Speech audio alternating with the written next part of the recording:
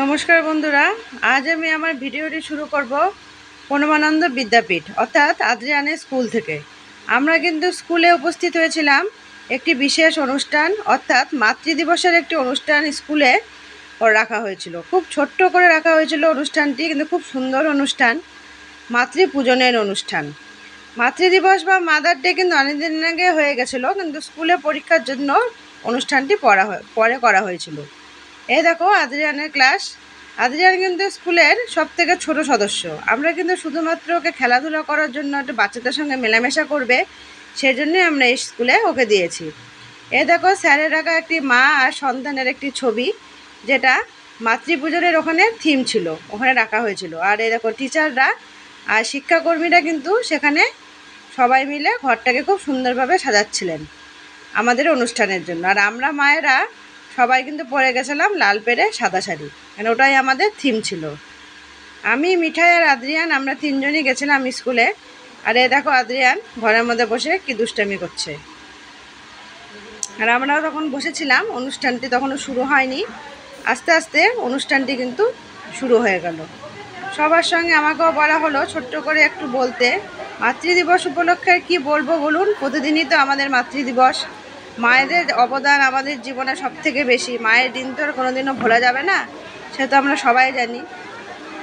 ওইভাবে একটু ছোট্ট করে বললাম সবার সামনে, যতটুকু বলা যায় মায়েদের সম্পর্কে। মায়েদের কথা বলতে গেলে তো আর শেষ করা যাবে না, মায়েদের বর্ণনা কোনোদিনও শেষ হবে না, তাই না? সেটা তো আপনারাও জানেন, আমি আর কি বলবো আপনাদেরকে। যাই হোক, অনুষ্ঠান আস্তে আস্তে আমাদের শুরু হয়ে গেল সব কিছুর মধ্য দিয়ে। খুব সুন্দর একটা অনুষ্ঠান ছিল। অনুষ্ঠানটি কিন্তু সত্যি খুবই সুন্দর ছিল।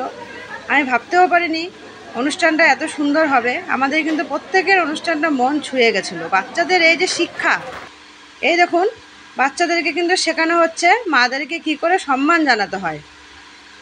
শুধু মাদেরকে ভালোবাসলেই হবে না, মারাও যে দেবতা, মারাও যে প্রত্যেকটি মায়ের মধ্যে যে একটি ভগবানের বাস, এটা কিন্তু স্কুলে মাতৃপূজনের দিন শেখানো হচ্ছিল।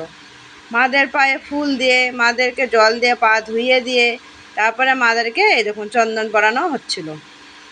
প্রতিটি বাচ্চাই কিন্তু এটি করছিল অনুষ্ঠানে। আর এত ভালো লাগছিল দেখতে যে কি বলবো, খুব সুন্দর, খুব সুন্দর লাগছিল।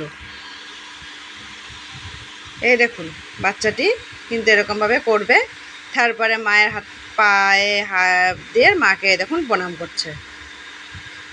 আর মায়েরাও তাদের সন্তানদেরকে এই দেখুন জড়িয়ে আদর করছে, তাই না?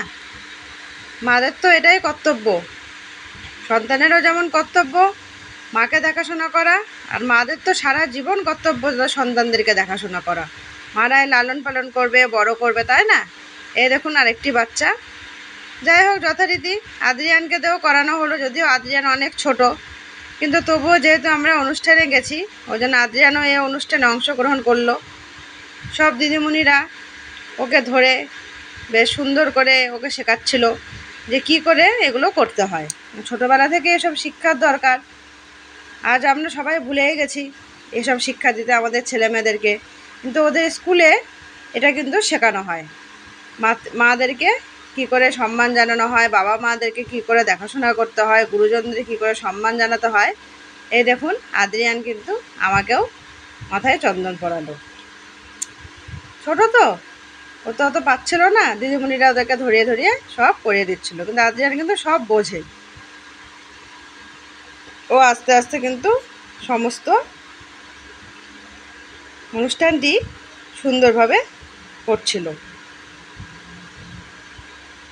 আমাদেরও বেশ ভালোই লাগছিল দেখতে। আপনাদের কেমন লাগলো আমার এই ছোট্ট ভিডিও? অবশ্যই লাইক, কমেন্ট, আর নতুনরা কিন্তু অবশ্যই সাবস্ক্রাইব করবেন আমার চ্যানেলটি। ভালো থাকবেন বন্ধুরা, আপনারা প্রত্যেকে কিন্তু অবশ্যই সুস্থ থাকবেন। আচ্ছা, আজকে রাখি, নমস্কার।